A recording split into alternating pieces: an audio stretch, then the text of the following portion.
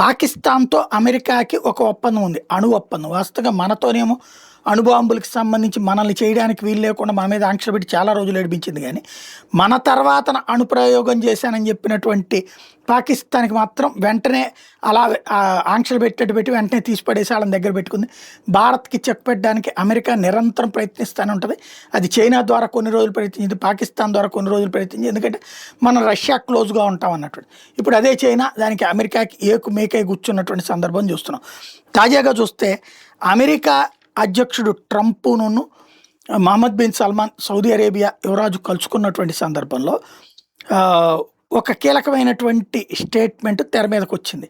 ఏంటయ్యా అంటే అమెరికా పాకిస్తాన్‌కి అణ్వస్త్ర ఇప్పుడు వాళ్ళకి సంబంధించిన నూర్ మహమ్మద్ ఖాన్ ఎయిర్ బేస్‌ని అమెరికా నడుపుతోంది. వాళ్ళ అణుబాంబులు కూడా అమెరికానే నడుపుతోంది.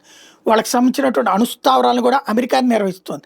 ఇది ఇమ్రాన్ ఖాన్ టైంలోనే ఇచ్చేశారని అమెరికా ఈ మధ్యనే చెప్పుకొచ్చినటువంటి నిజం. ఇప్పుడు అందులో నుంచి భాగంగా అమెరికా అణుబాంబుల్ని సౌదీ అరేబియా అడుగుతోంది. ఎందుకని?